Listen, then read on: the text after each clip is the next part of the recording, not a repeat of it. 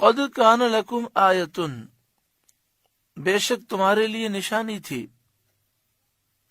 بعض مفسرین فرماتے ہیں کہ یہاں خطاب یہودیوں سے ہے، اور یہاں پر جسے نشانی قرار دیا گیا وہ غزوہ بدر ہے۔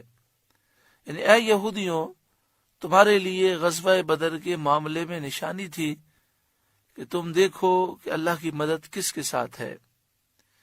فی فئتین التقتا، دو گروہوں میں نشانی تھی جب وہ آپس میں ٹکرائے اور ان کی آپس میں جنگ ہوئی۔ جب بدر کے میدان میں مسلمان اور کافر آپس میں ٹکرائے اور ان کی جنگ ہوئی تو اس معاملے میں تمہارے لیے نشانی تھی۔ بعد نے کہا کہ یہاں قد کان لکم آیتن، اے لوگوں بے شک تمہارے لیے نشانی تھی، اس میں تمام کفار مراد ہیں، اور یہ حکم تا قیامت ہے کہ تمام کافر اس سے عبرت حاصل کریں کہ اللہ رب العالمین نے مسلمانوں کی مدد فرمائی بدر کے میدان میں۔ اللہ رب العالمین کی غیبی مدد اہل حق کے ساتھ ہوتی ہے، اور اہل حق ہمیشہ کامیاب ہوتے ہیں۔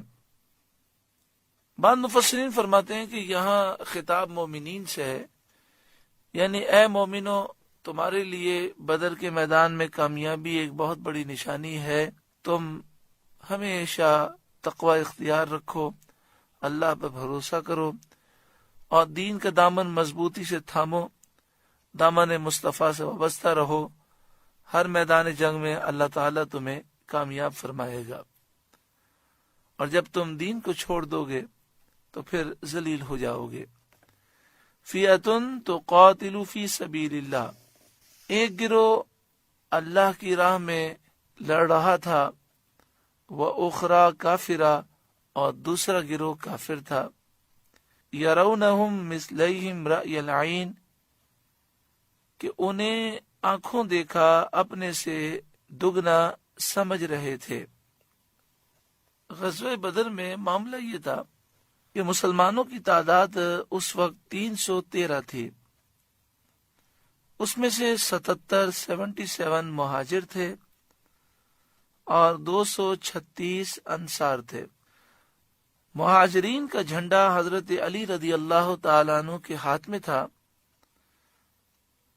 اور انصار کا جھنڈا حضرت سعد بن عبادہ رضی اللہ تعالیٰ عنہ کے ہاتھ میں تھا۔ مسلمانوں کے اس پورے لشکر میں صرف 2 گھوڑے تھے، 70 اونٹ تھے، 6 زرہ تھیں اور 8 تلواریں تھیں۔ اس واقعے میں 14 صحابہ شہید ہوئے۔ جو 14 صحابہ شہید ہوئے ان میں سے 6 مہاجر تھے اور 8 انصار تھے۔ کفار کی تعداد ایک روایت میں ہے 950 اور ایک میں ہے 1000 کافر غزوہ بدر میں وہ مسلمانوں سے مقابلہ کرنے کے لیے آئے۔ ان کا سردار عتبہ بن ربیعہ تھا۔ کافروں کے پاس 100 گھوڑے تھے، 700 اونٹ تھے، اور بکثرت زرہ اور ہتھیار تھے۔ جب جنگ کی ابتدا ہوئی تو ابتدائی طور پر کافروں کی نگاہوں میں مسلمان تھوڑے تھے، یعنی وہ 313 کو یہ سمجھ رہے تھے کہ یہ 30 35 یا 40 افراد ہیں، ان کو تو ابھی رسیوں سے باندھ کر گھسیٹ کر مکے شریف لے جائیں گے۔ اور مسلمانوں کی نگاہوں میں بھی کافر ابتدائی طور پر تھوڑے کر دیے گئے۔ اس طرح مسلمانوں کے لیے بھی میدان جنگ میں آگے بڑھنا آسان کیا گیا کہ مسلمانوں کی نگاہوں میں کافر تھوڑے کر دیے گئے۔ پھر جیسے جیسے جنگ ہوتی گئی، کافروں کی نگاہوں میں مسلمانوں کی تعداد بڑھتی گئی۔ سمجھنے لگے کہ یہ تو 300 ہیں، پھر انہیں خیال کیا یہ تو 600 لگتے ہیں، پھر انہیں خیال کیا کہ یہ تو ہمارے برابر ہیں۔ پھر ایک موقع ایسا آیا کہ وہ یہ تصور کرنے لگے کہ یہ تو 2000 بلکہ اس سے بھی زائد ہیں۔ یرونہم مثلیہم رأی العین، وہ اپنی آنکھوں سے مسلمانوں کو اپنے آپ سے دگنا سمجھنے لگے۔